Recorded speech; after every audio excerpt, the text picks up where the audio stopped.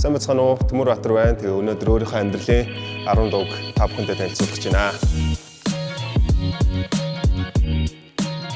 Эхний дуу болохоор Linkin Park хамтлагийн Paper Cut гэдэг дуу байгаа.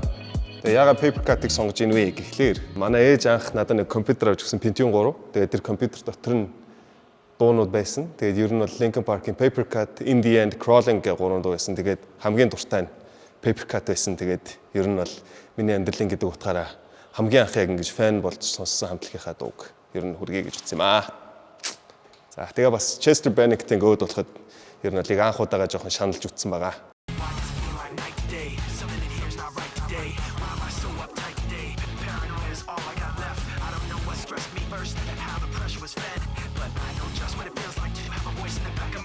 За дараагийнх нь дуу болохоор Татар хамтлагийн хүн хүнээрээ бай гэдэг дуу байгаа. За яагаад бас татарыг сонгож ийн бэ гэхлээр бас яг анх удаага би яг хамтлагийн цомгийг бүтнээр нь сонсч үзчихсэн. Тэгээ тэр нь болохоор татар хамтлагийн татар цомгийг тэгээ ер нь байрныхаа гадаа сайн найзтайгаа хамт сууж CD player-ээр сонсдог байсан. Тэгээ CD player-ийн бүстэй тэгээд CD player-тэй тэгээ юм чивчтэй. Тэгээл ер нь Орсныхаа газар сонсдог байсан дуу.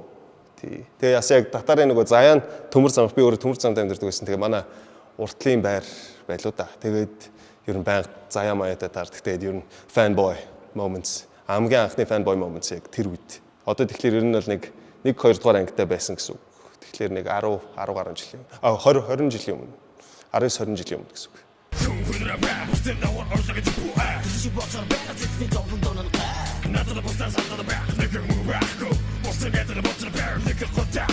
За дараагийнх нь болохоор Princess Mononoke гэдэг Ghibli студиогийн кино байгаа. Тэгээд тэрний гол дуу болох Legend of Ashitaka гэдэг. Тэгээ яагаад дуртай бэ гэхлээр ер нь бол миний хамгийн дуртай animation. Тэгээд ер нь бол зохиол, өнгө, одоо тэр киноны pace тэгээд энэ дууныхын зохицол ч гэсэн ер нь бол хамгийн төгс юм шиг санагддаг.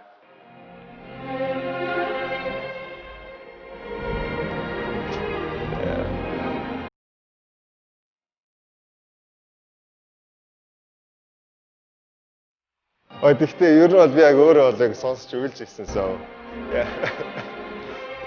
Tyler the Creator, Yonkers. Тэгээд энэ нь бол яг ер нь ингээд rock, hip hop ер нь тэр үедээ ингээд солиод сонсдог байсан. Тэгээд тэр үед одоо яг намайг анх хөгжим сонсож байгаа тэр ер нь ингээд нэг ямар ялгаатай юм шиг хүмүүс ханддаг байсан. Тэгэнгүүт яг Tyler the Creator яг Yonkers-аараа гарч ирээд нэг тийм илүү жоохон намайг жоохон хипхоп тал руу жоохон хөтлсөн гэх юм уу. Тэгтээ ер нь бол одоо бол нэг дууны хөгжмийн жанр гэж ярих юм бол шал утгагүй. Тэгтээ ер нь бол за ер нь тэгээд клипийн би бас анх үзээ Жомо мэдэж мэдээ. Тэр нь бүр яг нэг жижигхэн Жом биш те. Fucking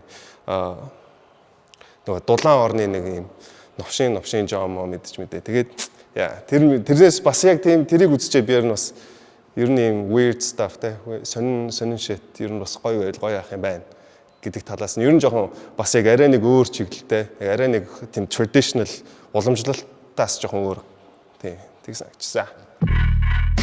I'm a fucking walking paradox. No, I'm not. Threesomes with a fucking triceratops. Repped hard, rapping as I'm mocking deaf rock stars. The Colors хамтлагийн хайр ба гэр бүл гэдэг байна. Яг нь Colors-ийнхэнтэй болохоор яг үнэтэй бол би бас яг найзуу. Тэгээд энэ дуугаа болохоор манайхан хамтлагийнхаа гишүүний дурсгалд зориулж хийжсэн дуу. Тэгээд ер нь бол энэ дуу бол миний хувьд одоо яг найз нөхөд гэр бүл хайртай бүхнээ ер нь бол үргэлж дотроо тээж яваарай гэдэг ч юм уу тэрийг бас яг гоё сануулж өгсөн тийм гэгээлэг гоё дуу байгаа. Тэгээд хүмүүс бол энийг бол сонсоосой л гэж хүсдэг. Ер нь бол бас классик гоё дуу. Тий.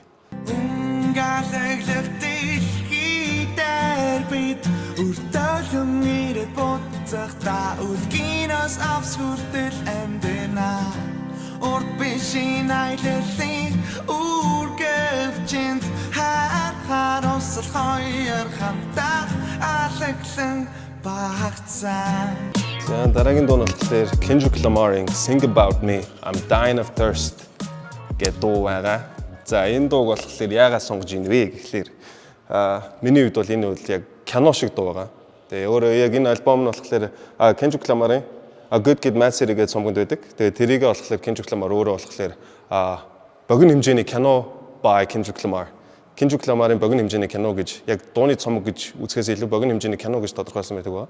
Тэгээ яг тэр дуундаас хамгийн гайхамшигтай дуу. Миний хувьд бол яг masterpiece төгс бүтээл гэж үздэг. Тэгээ яг хуу илүү одоо юу гэх traditional уламжлалт хипхоп дуу ч юм уу те Biggie, Pac, FC сонсох дуртайч бас орчин үеийн одоо тэр дууралттай хослуулсан ч гэх юм уу те. Тиймэрхүү дуу. Ер нь бол дуугийн эхнээс нь төгсгөл хүртэл сонсох юм бол яг үгийн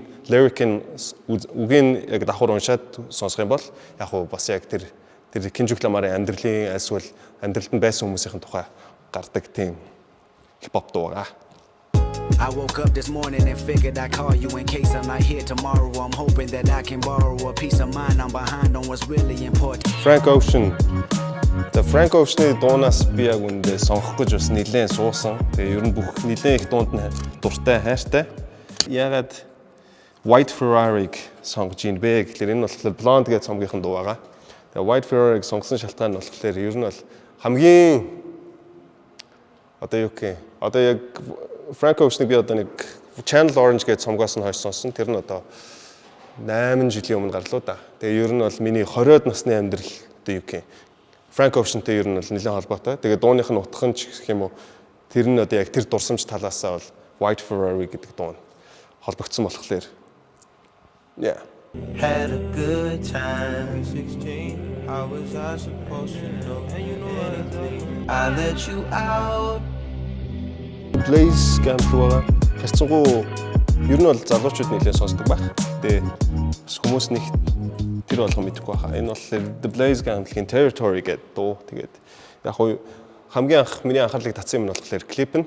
Тэгээ клип дуу ер нь хоёулаа гоё. Тэгээ ер нь бол Франц сууршилтай үеэл хоёр залуучуудын хамтлаг байгаа. Тэгээ нэг нь болохоор кино директор, тэгээ нөгөөх нь болохоор Аяа Элүү гэдэг. Тэгээ хоорондоо нийлж хагаад ер нь хөгжмөө клиптэйгээ хамтдаа юу яасан бэ гэдэг. Тэгээ ер нь бол Territory гэдэг EP гаргасан байгаа. Богино жижиг хэмжээний цомог гэх юм уу. Тэрийг гаргасан. Тэгээд ер нь бол Territory гэдэг дуу нь болохоор клип нь нэлээд гоё. Тэгээд кино наадмуудаас нэлээд их шагнал авч исэн тийм байгаа.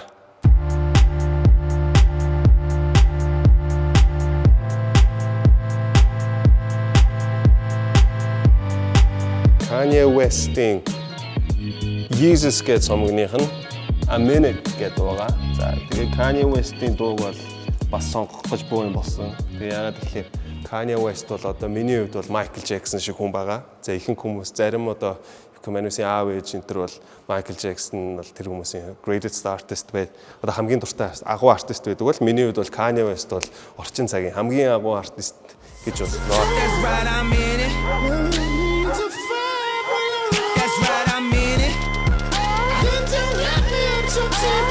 Сүүлийн дуугаараа болохоор Alabama Shakes гэмтлийн Gemini гэдэг дууг нь сонгосон байгаа. Тэгээ яагаад Alabama Shakes-ийг сонгож ийн вэ гэхлээр ер нь бол нэлээд сүүлд саяхнаас 3-4 жилийн өмнө олж сонссон хамтлаг байгаа. Тэгээ ер нь бол миний сонсч исэн одоо юу гэх юм яг rock гэж зөвхөн тэр жанртаа ингээд үзэх юм бол за rock ч шин жанртаа гэх юм чааш юм бас. Ер нь бол тийм нэг тийм rock хоолой хамгийн дуртай rock хоолойтой дуучинтай хамтлаг байгаа. Тэгээ ер нь бас яг дууралт хөгжимчт нь хамтлагийнхны хөгжимчт нь ч гэсэн айгуулаг.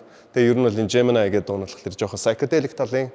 Тэгээ ер нь бол бас яг нарийн дууны төгсгөл байхад бол ясаа гоё байх болов гэж бодож сонгосон байгаамаа.